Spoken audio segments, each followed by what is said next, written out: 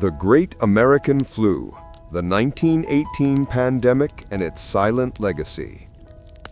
The fog of war and the shadow of death. Imagine a world consumed by the Great War, where the relentless grind of battle defines all existence. Then, consider an enemy more cunning, more pervasive, and infinitely more deadly than any machine gun or artillery barrage. An enemy so microscopic it could cross oceans undetected, yet so devastating it would claim more American lives than the trenches of Europe. This enemy was not a nation, it was a ghost in the breath, a blue shadow creeping over the lungs of the young and the strong. In the proud, roaring spring of 1918, America was marching to save democracy, blissfully unaware that a silent, unseen legion had already crossed its borders, its battle plan laid out not in secret strategy rooms, but in the very DNA of a rogue H1N1 virus.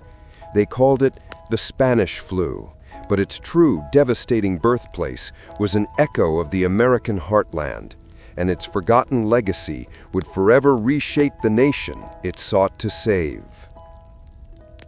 The Whispers in the Heartland. The year was 1918. America was a nation vibrating with wartime zeal. Young men, taught with patriotism and the promise of adventure, poured into military training camps across the country, sprawling makeshift cities where the air was thick with the scent of pine, sweat, and freshly turned earth. One such place was Camp Funston, Kansas, a sprawling, dusty installation carved out of the prairie near Fort Riley. Here, in the second week of March, the war's urgency met a sudden, chilling distraction. It started, as most things do, with a cough. The cook at the mess hall, Private Albert Gitchell, reported sick on the morning of March 11th, a sore throat, a headache, and a fever that spiked with unnerving speed. He was just the flu, they said, nothing to worry about. But within the hour, 24 more soldiers from the same mess hall reported identical symptoms. By the end of the day, 107 men were in the camp infirmary, and within 3 weeks, 1,100 soldiers were hospitalized, and dozens were dead. This was not the usual seasonal ailment that swept through military barracks. This was something that hit like a physical blow. A man could be healthy in the morning, complaining only of a slight chill, and be dead by midnight, his face a shocking mottled blue, his lungs drowning in a bloody froth. The official diagnoses were various: meningitis, severe pneumonia, atypical influenza. The common denominator, the terrifying truth, was that the victims were not the usual targets, the elderly or the infants, but the very picture of American vitality. Young men in the prime of life, their robust immune systems turning with savage ferocity against their own bodies. In a nation obsessed with war news, this outbreak was a minor footnote, swiftly dismissed. Wartime censorship, implemented to maintain public morale, ensured that the full horror was contained. The War Department was focused on the mobilization of troops, not the paralysis of a respiratory disease. They had to get the soldiers to the front. And so, the troops marched on. They boarded packed trains moving from the Kansas prairie to embarkation ports on the East Coast. They coughed into the close, stale air of the railway cars, spreading the invisible contagion with every breath. The virus traveled as a stowaway on the burgeoning American war machine, weaving itself into the very fabric of the nation's mobilization effort. By May, the first wave of the disease had followed the American expeditionary forces across the Atlantic and into the congested military camps of France. It was a mild wave, a preparatory skirmish, a whisper of the storm to come, but it was there, establishing a foothold. Back home, a deceptive quiet fell. America had pushed the sickness aside, wrapped in the triumphant sounds of marching bands and bond rallies. The stock market was up, the Allies were holding, and the boys were shipping out. The country believed the worst was over. They were wrong. The first wave was merely the virus adapting. The Autumn of Blue Death. The summer of 1918 passed with an uneasy tranquility. But under the scorching heat of August, in the crowded, bustling port of Boston, Massachusetts, the monster reappeared. It was on the Navy docks, among the sailors of Commonwealth Pier, that the virus returned. But this time, it was a different beast. It was a mutant, faster, more aggressive, and brutally efficient. This was the second wave, the Blue Death, and it did not merely make people sick, it systematically executed them.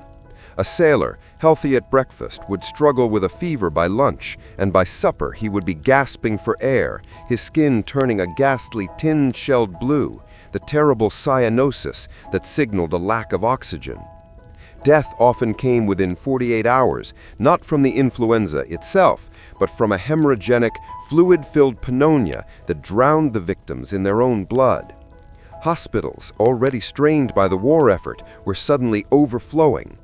From the Boston docks, the virus leaped onto the troop transports, heading to other naval bases and military camps. From Camp Devens, Massachusetts, where 14,000 cases materialized in a single month, to the sprawling urban centers of the East Coast. Philadelphia became the epicenter of the American catastrophe. On September 14th, a Navy ship carrying an infected crew arrived at the Philadelphia Navy Yard. Cases quickly cropped up. Chief Health Officer Dr. Wilmer Cruzen, paralyzed by optimism and a deep fear of undermining the city's patriotic spirit, repeatedly assured the public that the disease was nothing more than old-fashioned grippe. Then came the parade. Despite urgent warnings from local doctors, the city went ahead with its massive Fourth Liberty Loan Parade on September 28th. Hundreds of thousands of Philadelphians, shoulder to shoulder, packed the sidewalks of Broad Street, cheering for the war effort. The crowd was a perfect biological incubator. In those cheerful, compressed bodies, the virus was given the grandest possible stage. 72 hours later, the city was utterly broken. The hospitals were overwhelmed. Doctors and nurses themselves were falling sick and dying, leaving only terrified volunteers and exhausted medical students to tend to the mass of the dying. The fever wards looked like battlefields, rows of cots lined up in school gymnasiums and convention halls, victims lying in pools of their own bloody sputum. The death rate was so high, peaking at nearly 759 deaths in a single day, that the city ran out of coffins and then out of grave diggers. The stench of carbolic acid and death hung over the city. Public services collapsed. Trash piled up on the streets. Trolleys stopped running as motormen were too sick to report. The grim reality was that the city was not just sick, it was beginning to decay. People learned to fear the tolling of the church bells, which now rang almost continuously, signaling yet another funeral procession that had nowhere to go. A devastating historical truth emerged here. The greatest predictor of mortality was not the power of the virus, but the competence and honesty of the local government. Cities like St. Louis, Missouri, which acted swiftly to shut down schools, theaters, and churches, experienced death rates that were less than half of what Philadelphia suffered. St. Louis demonstrated that non-pharmaceutical interventions, masks, social distancing, and aggressive public health messaging were the only weapon the nation possessed. Yet this was a decentralized tragedy. In many parts of America, the response was chaos. The toll of the young and the silent legacy. The most shocking characteristic of the 1918 pandemic was its demographic malice. In a normal influenza season, the mortality curve is a U-shape, killing the very young and the very old. The 1918 flu created a devastating W curve, striking hardest at infants, the elderly, and healthy young adults aged 20 to 40. Why the young? Modern research points to a phenomenon known as the cytokine storm, where the powerful, well-tuned immune system of a young adult overreacted to the novel H1N1 virus, flooding the lungs with immune cells that ended up causing the fatal damage. Their own vigorous health was their undoing. This left a generation of American families utterly shattered. Think of the silent legacy. The orphans. Hundreds of thousands of children suddenly lost one or both parents. The 1918 pandemic created an unprecedented orphan crisis, the effects of which rippled for decades. The drop in life expectancy. In a single year, 1918, the average life expectancy in the United States dropped by a stunning 12 years. The human capital lost, the mothers, fathers, young professionals, and laborers, was incalculable. The pandemic did not end with the armistice in November 1918.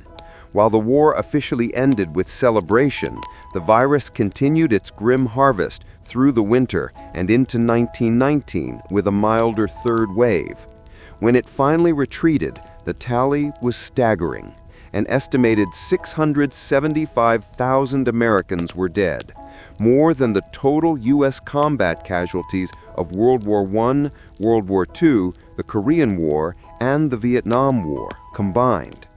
Yet the recovery was immediate and profound. As the virus vanished, so too did the memory of it. A collective amnesia settled over the nation. People were tired of fear, weary of death, and desperate to embrace the roaring 20s that lay ahead. The sheer scale of the horror was so traumatic that it was culturally suppressed. There were no monuments, no national days of mourning, and remarkably few novels or films about the event. The most deadly natural disaster in U.S. history was relegated to an asterisk in the history books, overshadowed by the triumphant conclusion of World War I. The survivors moved on, their grief private, their lessons unlearned. They buried their dead, cleaned the houses, and returned to work, closing the door on the fear and sealing the terrible knowledge away. This silent legacy, the refusal to remember, to document, to fully integrate the lessons of the catastrophe, left the nation culturally and institutionally unprepared for the pandemics that would inevitably follow a century later. The unseen enemy on the home front. The fury hits the camp. Dr. Eleanor Vance. Camp Devens, Massachusetts, September 1918. The air in the receiving ward was a wet, metallic thickness, smelling of sweat, carbolic acid, and the terrifying sweetness of blood. Outside, the autumn had begun to color the surrounding woods, but inside the hastily converted gymnasium, only the pallid, sickly blue of the soldiers mattered. Dr. Eleanor Vance adjusted her gauze mask, a thin, futile barrier, and pushed a lock of hair back from her forehead with a gloved hand. As a volunteer civilian physician, she endured the daily patronizing glances of the Army surgeons who couldn't fathom why a woman insisted on being here. But their skepticism had been replaced with a vacant-eyed terror. The hospital, built for hundreds, now held thousands. Cots were lined so closely that the space between them was merely a gutter for the spittle in feverish sweat. "Another one, doctor," a young medical student whispered, his face streaked with exhaustion. Eleanor turned to the cot. The soldier, barely 20, had reported sick at noon. Now, 6 hours later, he was wrestling with the sheets, his chest heaving. His skin wasn't pale, it was the color of a faded Navy uniform, a horrifying, unmistakable cyanosis. "His temperature?" Eleanor asked, pulling out her stethoscope. 105, doctor. Dropping, but look at his eyes." The boy's eyes were bloodshot, and as she pressed the stethoscope to his chest, she didn't hear the expected crackle of pneumonia, but a sound like churning mud. She gently pulled down the blanket. Red-purple splotches were blooming across his skin. His robust, young body, the very ideal of American strength, was waging a war against itself. His immune system, finely tuned and ready for battle, had overreacted to the novel H1N1 virus, releasing a flood of chemical signals, a cytokine storm that was dissolving the walls of his capillaries and drowning his lungs. "He's drowning, isn't he?" the young medical student asked, his voice cracking. "Yes," Eleanor said simply, her gaze hard. "And there is nothing in our pharmacopoeia to stop it." In the 2 weeks since the contagion had arrived, Eleanor had watched the hospital become a revolving door to the morgue. She had cataloged the bodies, young men, their lungs heavy and engorged, often weighing 2 or 3 times the norm. She knew this was not the usual gripe. This was a biological weapon, indiscriminate and fast. She began to meticulously label and preserve tissue samples, wrapping them in formalin-soaked cloth and logging them in a ledger, not for the overwhelmed doctors of 1918, but for a future, smarter science. The official camp notices still downplayed the severity. The papers spoke only of the war's end being near. The military was focused on the front, blind to the true, devastating front line right here in Massachusetts. Eleanor Vance, standing over another dying boy, knew the lie would be paid for in American blood, right here on the home soil. The Last Stand of John and Mary, Philadelphia, PA. South Philadelphia, a week after the colossal Liberty Loan Parade. The streets, once bursting with patriotic fervor, were now unnervingly quiet. John Peretti, a burly dock worker whose strength was his family's security, dragged himself up the narrow steps to his third-floor tenement flat. He felt as if his very bones were splintering. Mary Peretti, his wife, a woman whose life was a constant, tiring negotiation between raising 3 small children and mending clothes for extra pennies, took one look at his face and recoiled. It wasn't just the fever. It was the look of utter defeat in his eyes. "The parade," John gasped, collapsing onto the bed. Everyone was coughing. They said it was just the grip. Mary had listened to the hurried, conflicting reports in the paper. Keep the windows open, burn sulfur, avoid crowds. The health officer, Dr. Cruzen, was still assuring everyone it was mild. But the local gossip told a truer, horrifying story. Mrs. Santini downstairs had lost her husband and daughter in 3 days. Mary stripped John and began sponging him with cool water, the only remedy she knew. His temperature was blistering. She made the children, 5-year-old Anthony, 4-year-old Clara, and the infant little Peter, wear the clumsy gauze masks she'd sewn, tying them tight over their small faces.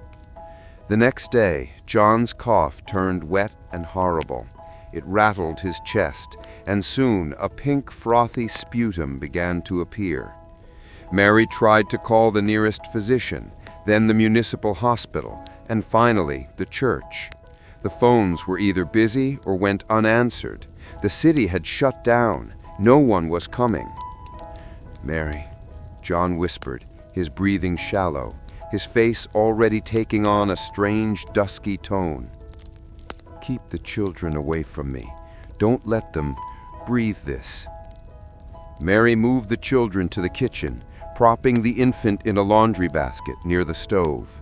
She sat beside John, holding his hand, feeling the tremors of his fever, the frantic pulse that was now beginning to slow. The terrible, sinking realization came. The massive, proud city of Philadelphia had abandoned them. They were alone with the killer.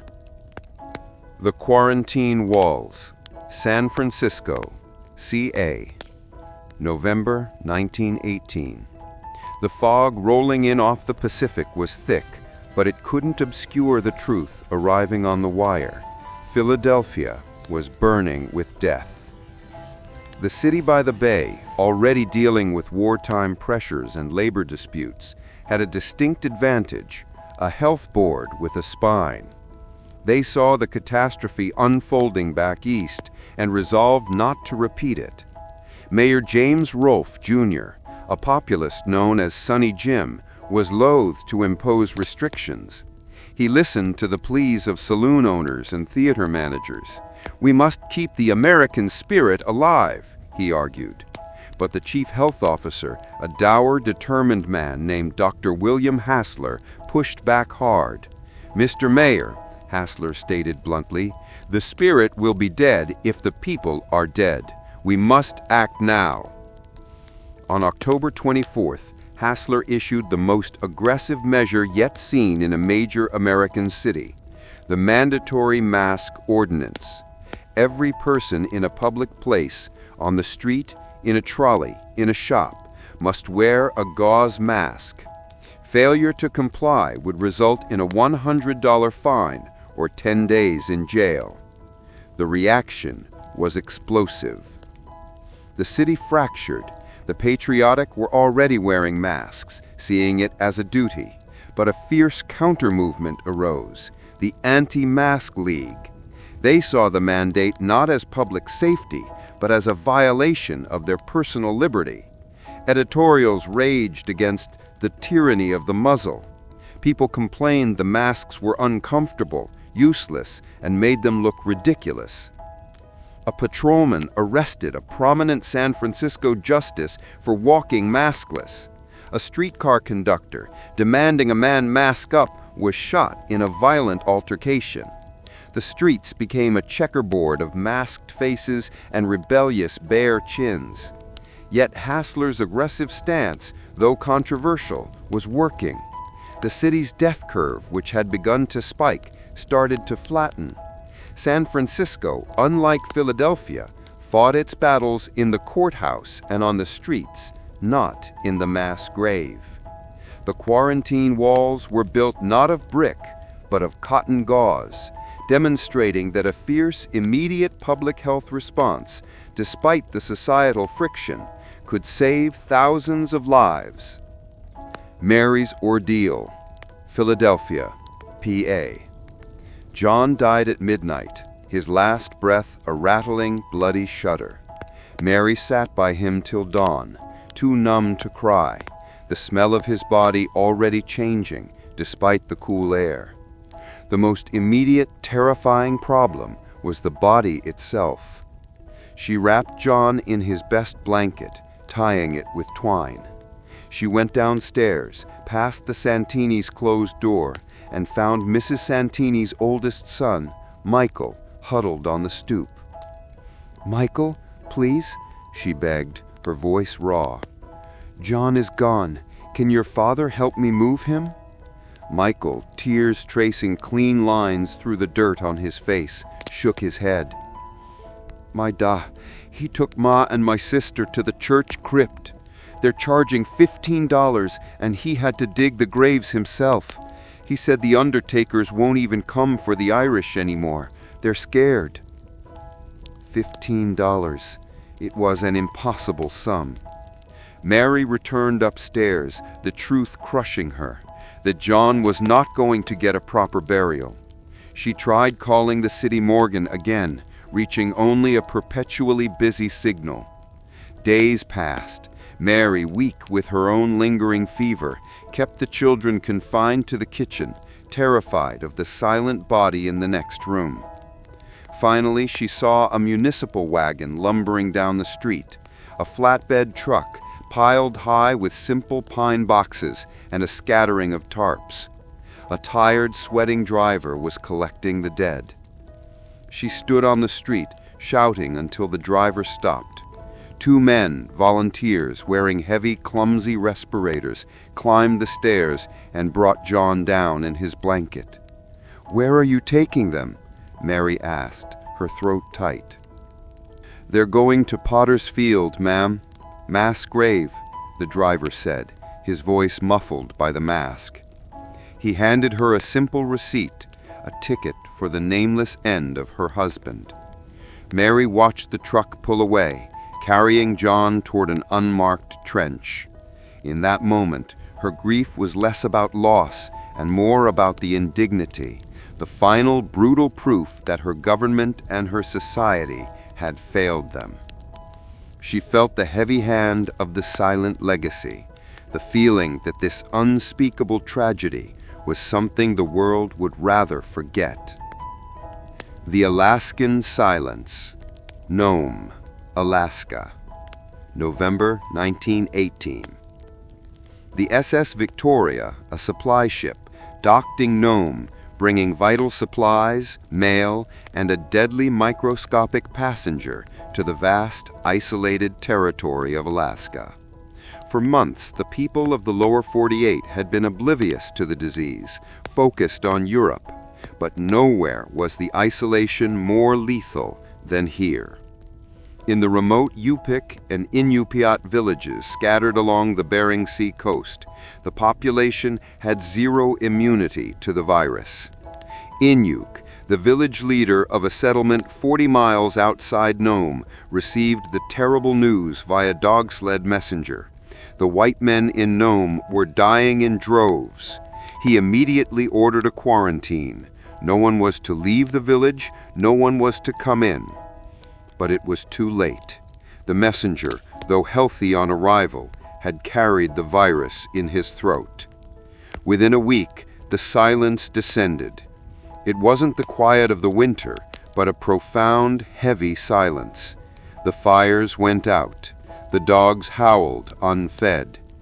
Inuk went from hut to hut. What he found was not merely death, but a complete societal decapitation. In nearly every dwelling, the adults, the hunters, the gatherers, the parents, the storytellers lay dead. Their powerful, healthy immune systems had destroyed them just as surely as the soldiers at Camp Devens. The dead were often still clutching their chests, their faces dark and swollen. Only the children, small and confused, were still alive, crawling over the bodies of their parents, the infant metabolism somehow sparing them the cytokine storm that killed the young adults. Inuk and the few elderly survivors began the gruesome task of burying the dead in the permafrost, then gathering the orphans, dozens of them, crying, hungry, stripped of language and history. Entire families, and with them unique dialects and generational wisdom, were simply gone. In the eyes of the distant government, this was a minor footnote, a tragedy too far away to truly matter. But to the indigenous people, the flu was an extinction event, a silent, brutal massacre that would permanently fracture their communities and cultural memory. The return of the sick, Camp Devens, M.A. Late November 1918. Dr. Eleanor Vance stood in the hospital kitchen drinking weak tea with a defeated Major General. The influx of new cases was finally slowing, but the damage was done.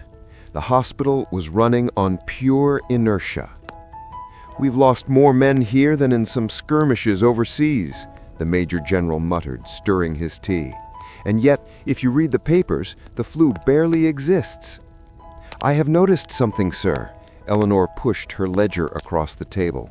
"Look at the files from the men who arrived in April and were sick with the 3-day fever. They are almost all recovering from this second wave." The Major General looked at the records. The first wave of the flu, the milder strain from the spring, had given them a fever and a few days in bed, but rarely killed them. "It seems, sir, that the men who survived the first attack were inoculated against this monstrous second wave. The virus didn't just come back, it mutated into something infinitely deadlier while overseas. The mild spring virus built a shield against the lethal autumn virus." The implications were staggering. The troops moving between the US and Europe had been the perfect mixing vessels for the virus to evolve its virulence. The war effort itself had midwifed the killer. "So the war didn't just spread it, it made it worse," the Major General said, his voice flat. Eleanor nodded. "The disease returned to us as a better killer. We were fighting the enemy abroad while it was perfecting its strategy at home." She pointed to her samples. "We must keep these. The key to understanding this thing, to preventing the next one, is locked away in those dead men's lungs." The Major General, shell-shocked by the relentless death, merely waved a dismissive hand, the war with Germany already consuming his attention. Armistice and Aftermath, New York City, NY. November 11th, 1918. The bells of New York City rang out with a joyous, deafening clangor. The Great War was over. The streets instantly transformed. Millions poured out of their homes and workplaces, a tidal wave of unbridled relief. Strangers embraced, wept, and danced. Paper confetti rained down from the skyscrapers. The gauze masks came off. They were discarded in the gutters, ripped from faces in a symbolic gesture of defiance. The virus was not mentioned. The war against the Kaiser was won. The war against the unseen pathogen was collectively declared over by popular will, regardless of the reality. In the back offices of the New York City Health Department, the clerks were still logging cases. Thousands of new infections were reported that week.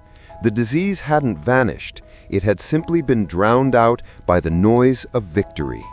The city had chosen a narrative: triumph. For the survivors, the celebrations were jarring.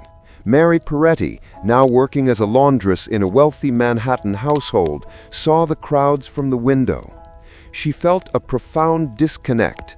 They were celebrating a war that killed 116,000 Americans, while the silent war that killed 675,000 was being ignored. The national mood demanded celebration, not mourning. The government, the press, and the public all conspired in an unspoken agreement. The flu was not a story of American history. It was merely a bad dream to be forgotten. The enormous shared grief was instantly privatized, buried beneath the joy of the roaring 20s that was already dawning. Mary's Choice, Philadelphia, PA. December 1918. The weather was bitter, and John's death certificate provided no income. Mary, her children constantly hungry, faced a stark reality. She could not feed 3 small children alone in a city with no social safety net. She made the terrible journey upstate to her sister's farm in rural Pennsylvania. The sister, having been largely spared the flu, agreed to take Anthony and Clara, but the infant Peter was too vulnerable to travel. Mary left her 2 older children with a small, tightly tied bundle of their few remaining possessions, promising to return soon, a promise she knew might take years to fulfill. She held Clara and Anthony as they cried, clinging to her skirt, asking why Papa didn't come. Mary returned to Philadelphia with only little Peter. Her grief was now a steel core of determination. She found work in a downtown textile factory. The job was strenuous and the pay meager, but it was hers. She was now part of the massive, uncounted wave of women in the workforce whose entry was accelerated by the pandemic. The war had opened some factory doors, but the flu had emptied offices, shops, and homes, leaving gaps that only women could fill.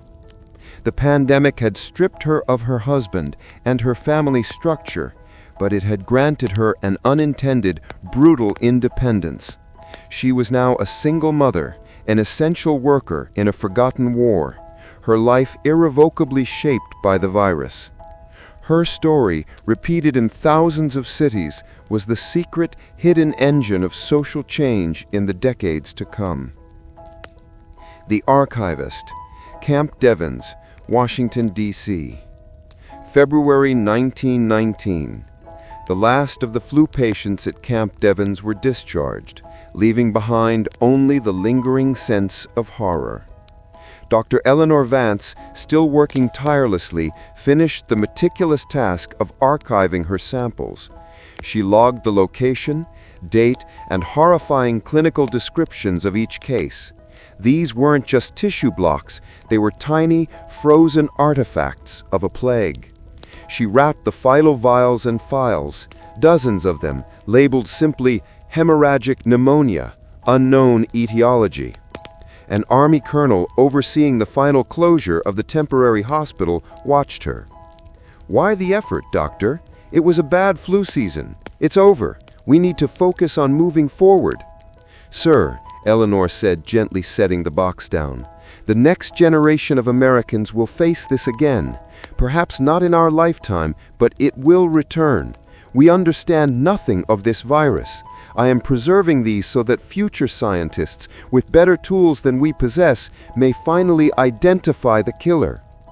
She shipped the crates to the Army Medical Museum, later the Armed Forces Institute of Pathology in Washington, D.C. There, preserved in wax blocks and formalin, was the literal, physical remnant of the 1918 monster. The silent legacy was now physical, a secret treasure waiting in a darkened vault. The nation had chosen to forget the flu, but Eleanor Vance, the diligent, overlooked doctor, had ensured that the evidence of its horror would wait patiently for the scientists of the late 20th century to unearth the truth of the great American flu.